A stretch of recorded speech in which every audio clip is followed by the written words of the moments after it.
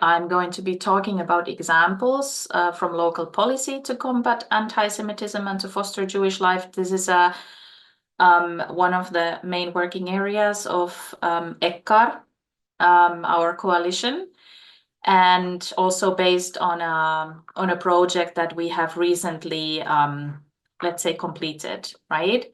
So we will start. First, I will introduce our organization a little bit because I assume that not very many know about us necessarily. I know that there is usually a lot of civil society members in ENCATE lunch talks present because I have also previously attended some of them myself.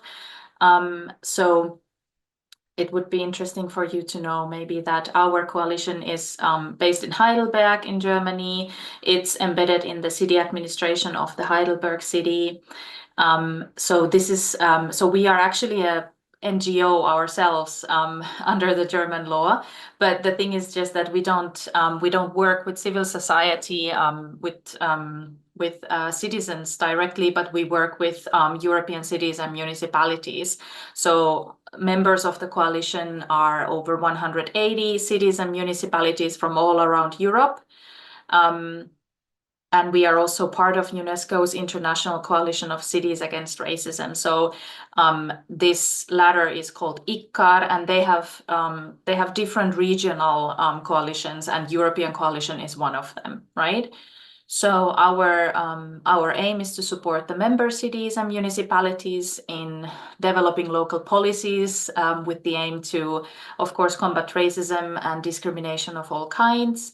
And we have different tools and formats with which we work with. So, for instance, one of them is the 10-point action plan, which is something that when the cities, when they join the coalition, they sort of commit to this action plan, which has 10 points, let's say 10 policy areas on which they want to work on while they are within their local context combating racism in different forms, right?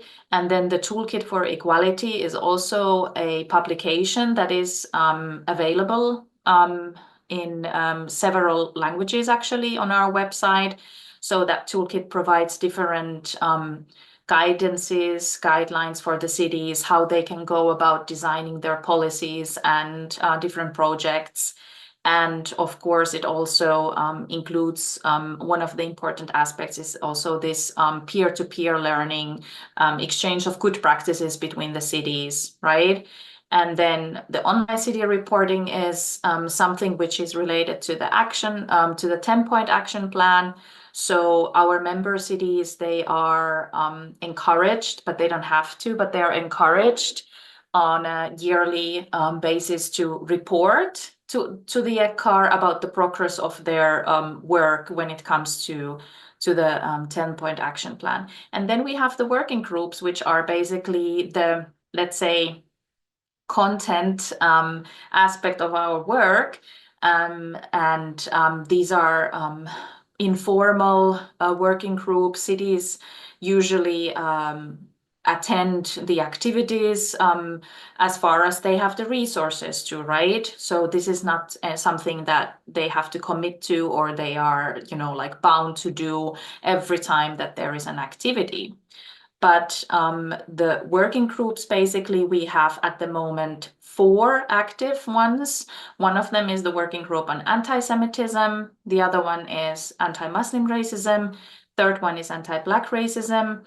This one was specifically focused on the ENCATE for people of African descent, which is now coming to an end. And then we have a working group on equality data collection. And next year, we are aiming to also launch the working group on anti-Gypsyism. And myself, I have been coordinating the first 2 working groups, which are the anti-Muslim racism and anti-Semitism working group. So hence why I'm here today to talk with you about our work in this field. So, imperative for local work in anti-Semitism. So when we're thinking about cities and municipalities as democratic institutions, right? Of course, we see that they have a huge responsibility for ensuring that equality and non-discrimination, safe environment, is ensured for all citizens of their local context, right? So if you think about the EU strategy, EU has the strategies for different purposes, and there is also the EU strategy on anti-Semitism. So if you think about the EU strategy, this is oftentimes reflected in the national strategies, like every country, not every country, but a lot of member states, they have already their own action plan on anti-Semitism on the national level.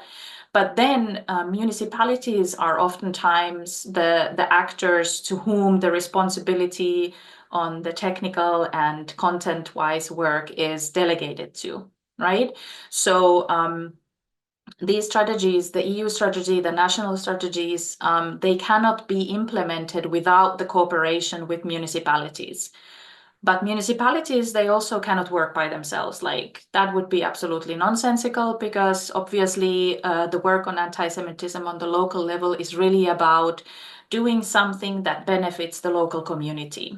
So in ECCAR, we always emphasize the need for work together with the communities, the NGOs, academics, private companies, and other stakeholders, so that let's say, whenever there is a policy that is going to be designed or a project that is implemented, that these steps are taken in cooperation, in full cooperation with the other stakeholders.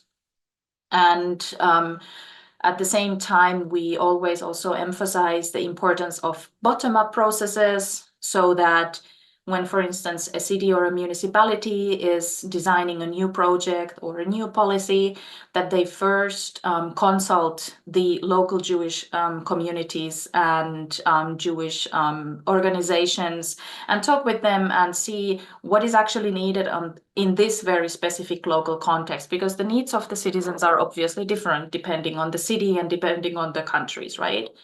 So very important here is that the cities, they must analyze this impact of anti-Semitism within their local context, regardless of whether the municipality counts a Jewish population or not. Sometimes cities might say that, oh, we don't count any Jewish citizens within our jurisdiction, so this is not really something that we need to work on, because anti-Semitism is only something that that anti-Semitism would be something that only concerns the Jewish communities. But that's of course not correct, right?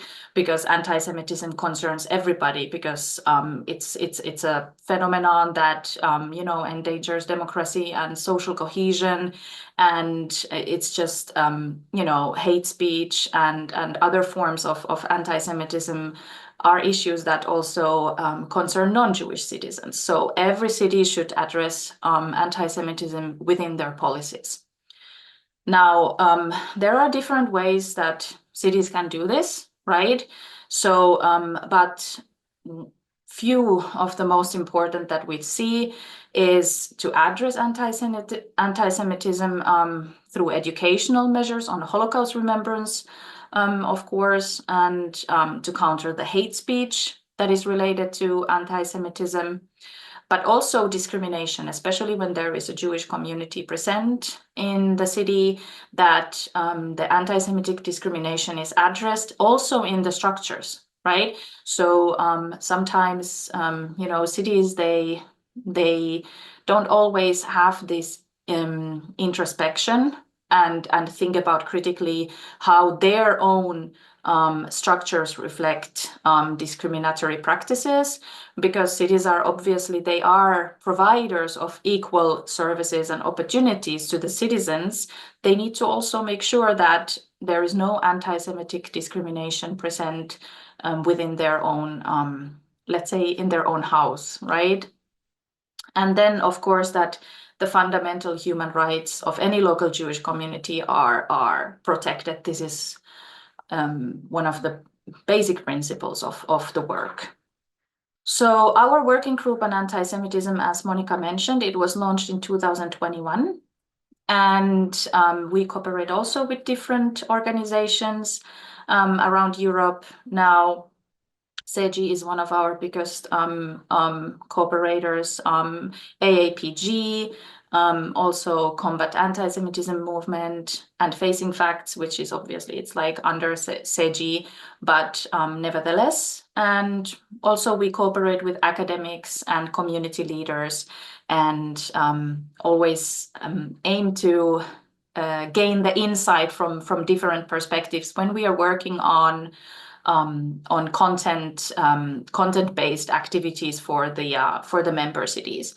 So the working group, for instance, it would provide for the member cities webinars. So we organize thematic webinars for them and invite all the city administrative staff to attend, but also their partners, right? Because like a lot of cities, when they are working on projects or on topics, they have certain local communities they work with. So we invite always everybody to attend and contribute in this sense to the capacity building of the people involved, right?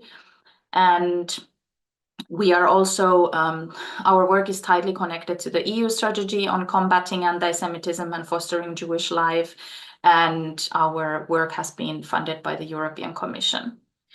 During the last 2-3 years, we were working on a specific project for recommendations on actions that cities can undertake on the local level in this regard.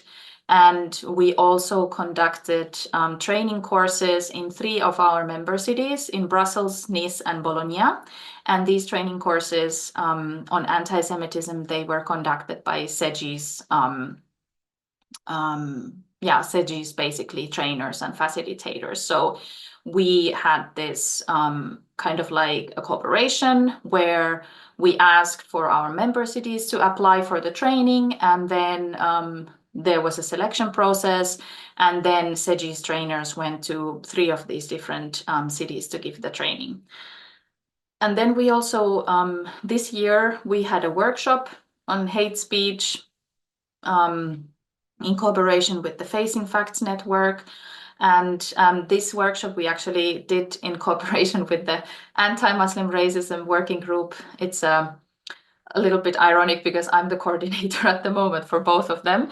But what we wanted to do is that we would cover both aspects, like the anti-Muslim racist hate speech and anti-Semitic hate speech, looking at the commonalities, but also the differences, and in this sense, kind of like train our cities in identifying and dealing with the hate speech in their own work.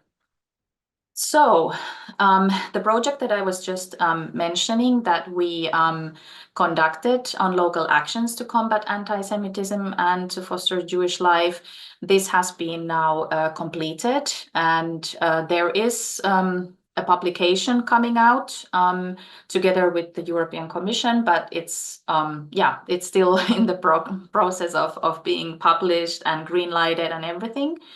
But I would just like to present to you a couple of the some of the insights from this project, because they pretty much relate to the different projects that European cities have already conducted within this area, just to give you like an idea what is happening currently in the cities around Europe in this regard. So we had this online survey with 46 European cities and municipalities from 13 countries. So there was quite a good geographical, let's say, variety of participating cities. And the data that was actually collected pre-October 7th. And this was a little bit, this was a significant detail. It's now a significant detail to mention, because obviously after October 7th, a lot of the circumstances and let's say forms of cooperation when it comes to local work have changed due to several aspects of what's going on at the moment in our societies, because the anti-Semitic discrimination and hate crime has just like skyrocketed. And there is this increased exclusion and isolation of Jewish communities, and also many, let's say, local alliances have broken. It's increasingly more difficult to uphold cooperation between the Jewish communities and the city administrations, but also the Jewish communities and organizations with others, such as the Muslim communities, because there used to be cooperative formats such as the Muslim Jewish cultural days in European cities, but it is unfortunately increasingly more difficult to kind of like try to uphold the cooperation due to polarization that is at the moment unfortunately very present in the societies. But nevertheless, I mean, there is this increased role of the cities still, and especially due to this polarization, to develop and make sure that they don't give up on this important work, and that they continue working with the Jewish communities, and that they continue being courageous and brave, and just like ensure that the local communities know that the cities are still there as administrations, right? To support them and trying to do everything that they can to protect their rights and save life. So one of the things that in this survey that we conducted with the cities was to see what kind of actions are being done. And I emphasize that this data is pre-October 7th. So we were asking for projects and measures and other things that they have been doing or that they have done. And one of the aspects of this local work that I wanted to emphasize today is that institutionalization of this kind of work is very important on the city level. So what does this actually mean? So this would mean that, as I mentioned, local action plans are being developed, that cities have specific local action plans on anti-Semitism. So this would be something that the administration can do in order to make sure that the work is really systemized and embedded in the structures of the city administration. And then there are other policy frameworks also that some of our cities have adopted. So not necessarily specific local action plans, but policy frameworks. And by the way, the city names in the brackets always, it means that these are our member cities that have implemented such actions, just so that you can take note of that. So furthermore, cities can adopt a certain kind of a working definition of anti-Semitism, for instance, the ECCAR definition or any other that they might deem appropriate for their local context in this work. Then to monitor anti-Semitic discrimination in terms of the local anti-discrimination offices, train city staff in anti-Semitism and to understand it and to deal with it in the local context. And of course, the trainings that we conducted they were part of this kind of a measure for institutionalization. And then very important is also that city administrations, they can and they should have department coordinators or contact persons who are specifically responsible for the city's work on anti-Semitism. This is not always the case. It is more often the case, by the way, for anti-Semitism than it is for anti-Muslim racism, as our both surveys have shown. But here we have, for instance, 6 of our member cities who do have this kind of a person already at place. And it just shows that there is a specific kind of a political commitment to this work, right? Because they are putting resources, they are putting a budget into the work, rather than, let's say, embedding the work on anti-Semitism in the work of a department that works on integration or something similar, It just affects more and more, the scope and the focus that they can give to this issue. Now, then there is also, since ENCATE and KIGA are, more dealing with education and anti-Semitism, I thought to highlight this part as well. So Holocaust remembrance and education is one big part that cities do, that they are active in anti-Semitism. So these are examples of different projects. For instance, in Antwerp, they have made biographies of victims and witnesses of the Holocaust visible on the local level.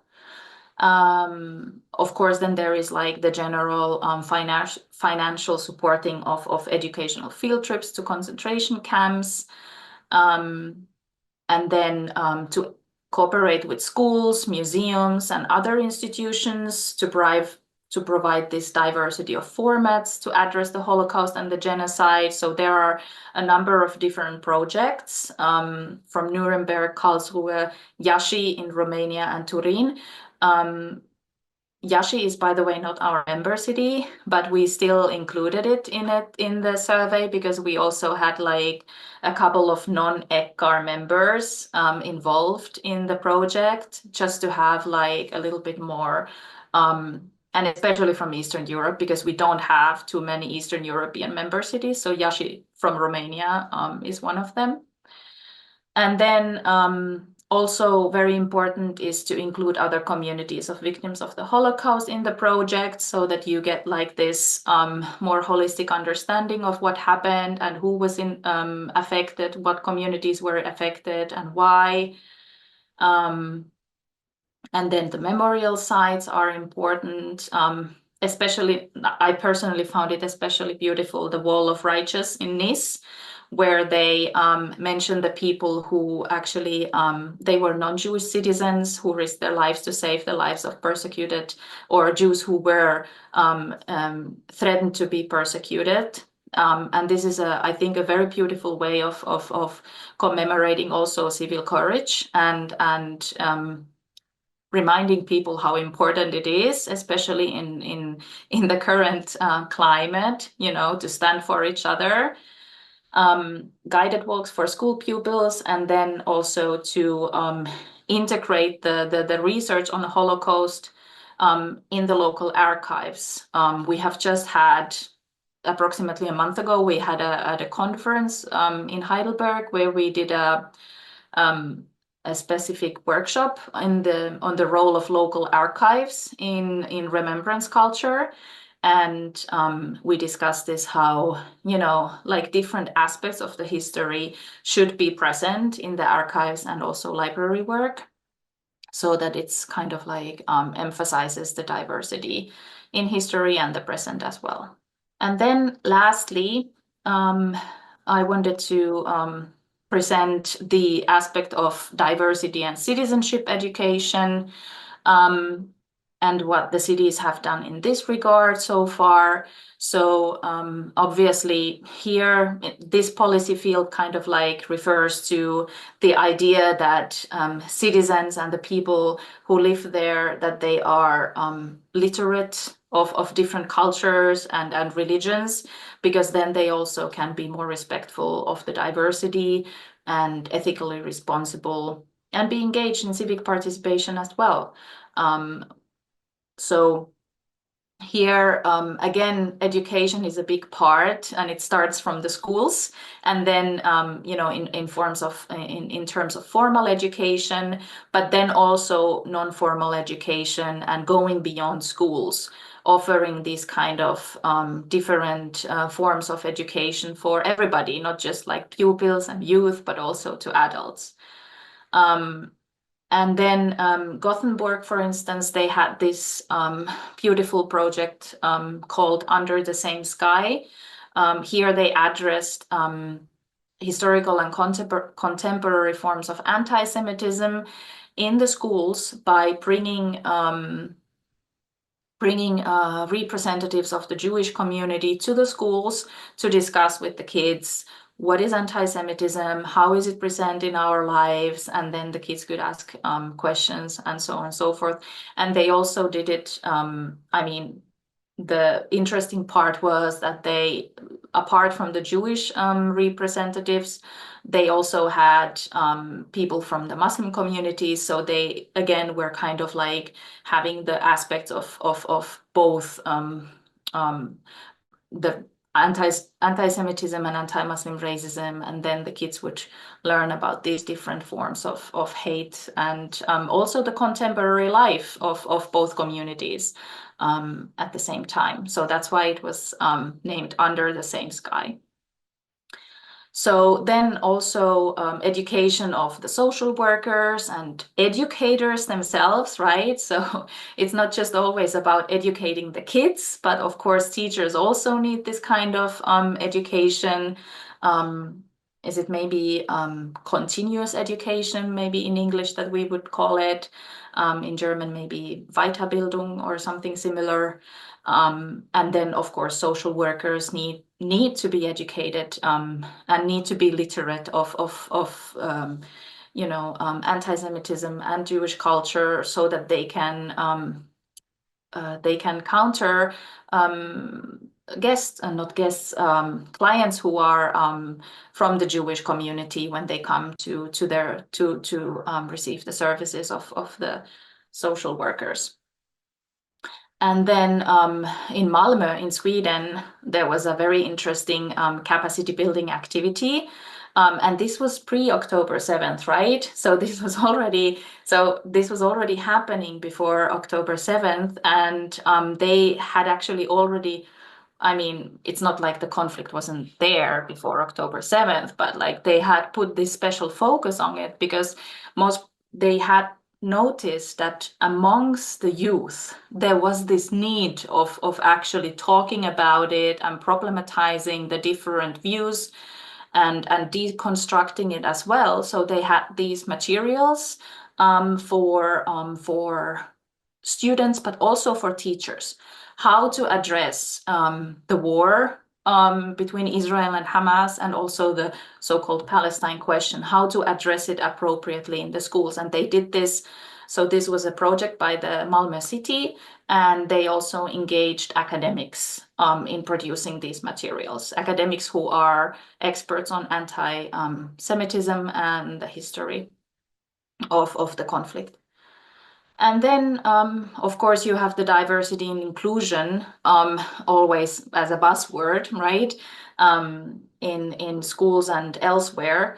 But here, the cities also should make sure that there is like a diverse representation of the Jewish life, meaning that you don't just visit one synagogue or one Jewish community, but you acknowledge the fact that the Jewish community is very diverse, and there are also other, like there's a variety of voices and variety of views, so that whoever receives or whoever participates in these projects understands it and doesn't fall into the, like the danger of stereotyping, even if it was, like, oh, I have visited this community, I have visited this synagogue, I have talked to these people, and now I know everything about them, right?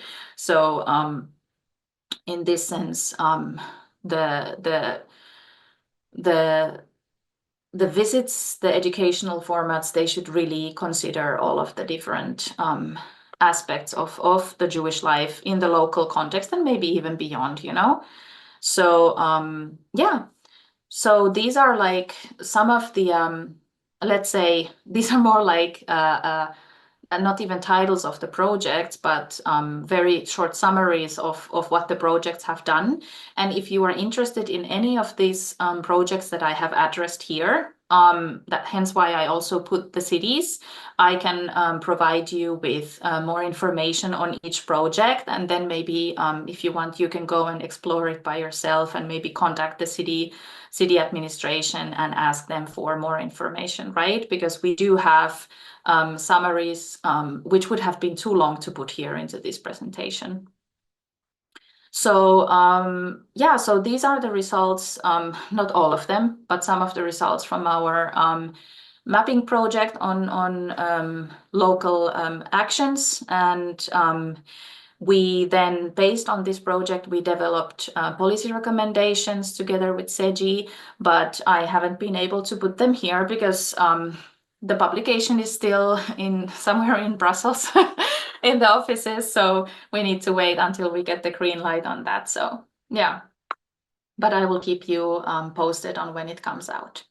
So that was my presentation for today, and here is our email.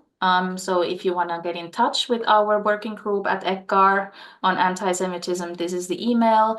And if you remember my name, you can address me. And if you don't, it's also not so serious. Just write to us. And yeah, we would be happy to answer any questions and even see if there is, if you're interested in cooperating with us, then let us know. Thank you.